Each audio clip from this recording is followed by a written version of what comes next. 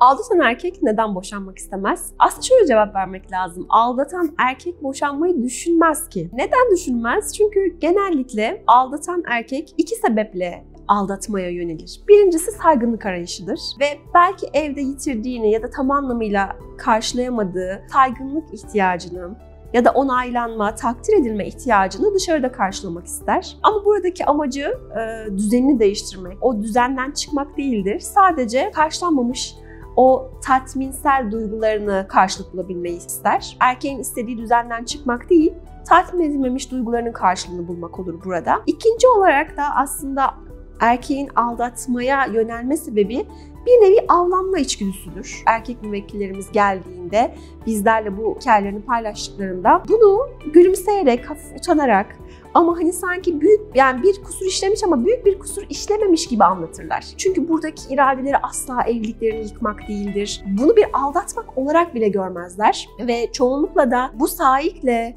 aldatan, erkeğin kafasında kendince sosyal olarak flörtleşen ve kendini manevi olarak tatmin eden durumda yaşadıkları için anlayış görmek isterler. Ve bu hikayelerde eğer kadın boşanmaya karar vermişse erkek burada çok daha sinirlenir ve olaya şöyle yaklaşır. Yani ben yuvamı dağıttım, ben terk ettim, ben senin yerine birisini tercih mi ettim diye bakarlar ve çoğunlukla aldatan erkek karşısında boşanma iradesi gösteren eşine son derece sinirli ve agresif bir tutum sergiler.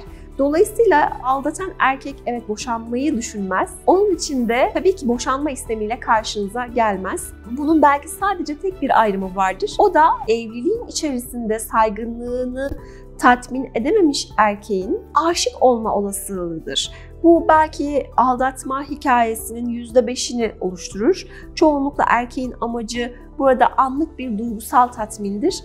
Ve ikinci olarak da tamamen bir avlanma arayışıdır. Burada tabii erkeğe de kadına da aldatmanın ne olduğunu, duygusal olarak karşılıklı tarafların birbirlerine ne hissettirdiklerini düşündürmek isteriz.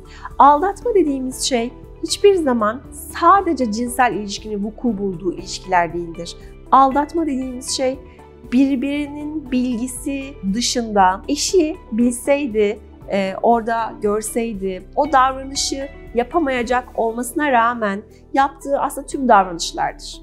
Ve buradan toplumsal olarak yaşadığımız en önemli kaygılardan birisi de kadının ve erkeğin birbirine farklı sadakat sınırları yüklemeleri. Yani erkeğin elinin kiriyken kadın için bu bir namus ve iffet meselesi olarak adlandırılmaktadır. Yani özellikle toplumsal olarak bu avlanmanın seviyesi o kadar çok aşağıya inmiştir ki işte hepimizin bildiği gibi sosyal medyada insanların birbirleriyle mesajlaşmaları, birbirlerini beğenmeleri ve orada aslında başlayan flörtleşmeler bir aldatmadır. Aldatmanın buradan başladığını ve en sonunda belki zinayla sona erdiğini fark etmek lazım. Ve erkeğe belki burada şunu da hatırlatmak lazım. Eşiniz, kadın eş bunu yaptığında kabul edebiliyor musunuz? O zaman siz boşanmak ister miydiniz?